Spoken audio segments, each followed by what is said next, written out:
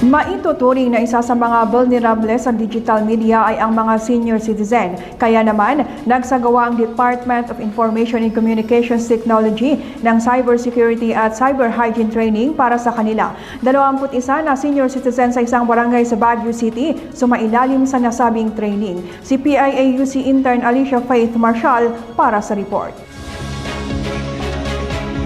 Pinalalakas ng Department of Information and Communications Technology ang kanilang Information and Education Drive para sa mga senior citizens para mailayo sila sa anumang klase ng scam.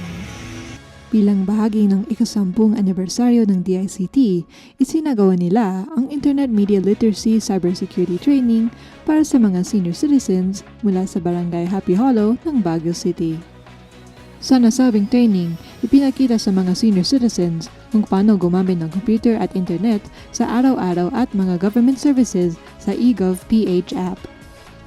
Ayon kay DICT CAR Regional Director Dionisio Dawaten, ang pagsasanay ay para ma-empower ang mga nakatatanda na gumamit ng teknolohiya ng komportable at maging ligtas pag-access ng internet. Kailangan natin silang turuan tungkol sa paggamit ng internet. At the same time,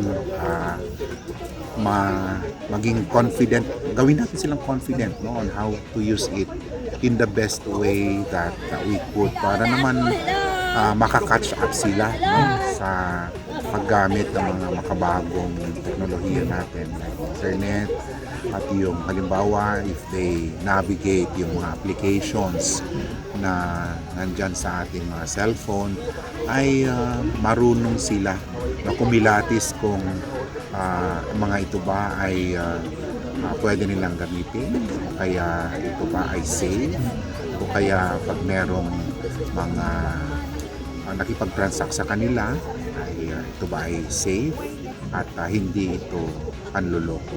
Binigyang diin naman ni DICT CAR Information Officer Edgar Allen Apala ang kahalagan ng internet literacy at cybersecurity para sa lahat. We want to make people aware of these threats, especially in this digital world wherein it is just mahirap nang i-spot yung mga threats, So we are providing these trainings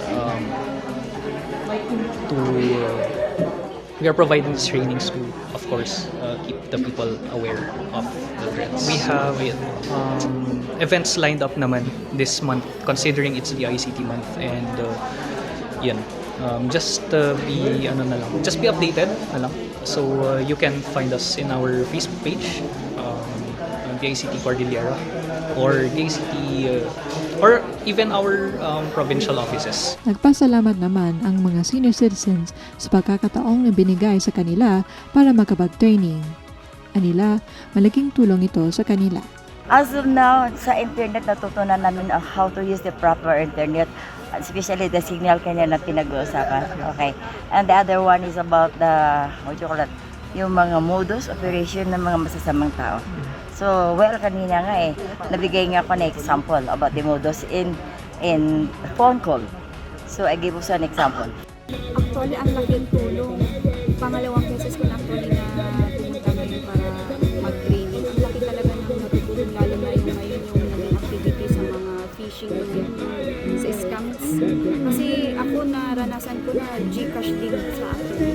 So, ang laking tulong nito actually. Pati sa mga, lalo na sa mga senior, kasi mostly sa kanila napapadala talaga sila ng mga messages na nanalo sila na kahit hindi naman. So kung hindi talaga nila alam, nakiklik talaga nila yun. So ang nagiging problema, lalo na yung sa mga may social pension, kailangan nai-enter nila. So malaking tulong siya na nai-educate sila na paano nila kung paano nila i-block, kung scam ba ito o hindi. So, ang nakitulong. Kakibat ng nagbabagong panahon at umusbong na mundo ng teknolohiya ay mga hamon sa iba't ibang sektor, kabilang na ang mga senior citizens. Pero nananatili ang commitment ng DICT para sa kaligtasan at kunlaran ng tao at teknolohiya. Mula rito sa DICT CAR Regional Office Baguio City, ako po si PIA UC Intern Alicia Faith Marshall para sa PIA News Cordillera.